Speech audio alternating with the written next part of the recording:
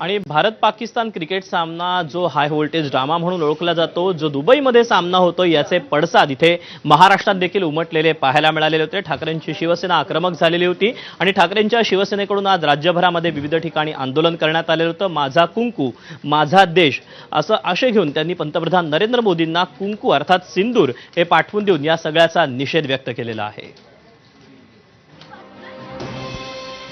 पाकिस्तान विरुद्ध क्रिकेट सामना खेळण्याच्या निर्णयाविरोधात ठाकरेंच्या शिवसेनेनं असा एल्गार पुकारला। जम्मू काश्मीरच्या पहलगाममध्ये दहशतवाद्यांनी केलेल्या हिंसाचारात 26 जणांची धर्म विचारून हत्या करण्यात आली होती। त्या विरोधात एकीकडे ऑपरेशन सिंदूर सुरू असताना दुसरीकडे पाकिस्तान सोबत क्रिकेट खेळण्याच्या सरकारच्या आणि बीसीसीआयच्या निर्णयाचा जाहीर निषेध केला। मुंबईतील करी रोडमध्ये माजी महापौर किशोरी पेडणेकरांनी पंतप्रधान मोदींना साडी चोळी आणि कुंकवाचा अहेर पाठवत सरकार विरोधात निषेधाच्या घोषणा दिल्या। गो बॅक मोदी आणि माझं कुंकू माझा देश अशा घोषणा देत पाकिस्तान सोबत क्रिकेट खेळण्याचा निषेध नोंदवण्यात आला।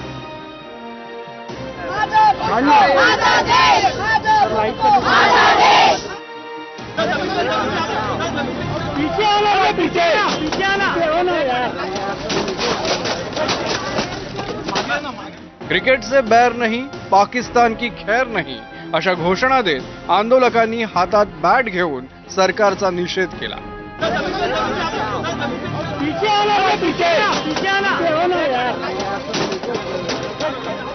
तर मुंबईतल्या कांजूर मार्गमध्ये क्रिकेट या सिंदूर मोदी सरकार को क्या मंजूर असा सवाल विचारणारे फलक हातात घेऊन शिवसैनिकांनी जोरदार घोषणाबाजी केली।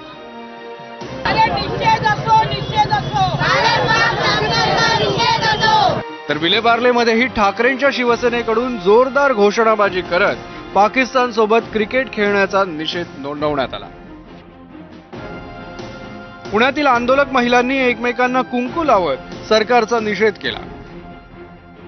तर नाशिककर महिला आंदोलकांनी देशप्रेमाचा सौदा नाही असे फलक हातात घेत पाकिस्तान सोबत क्रिकेट खेळल्याबद्दल सरकारवर आगपाखड केली।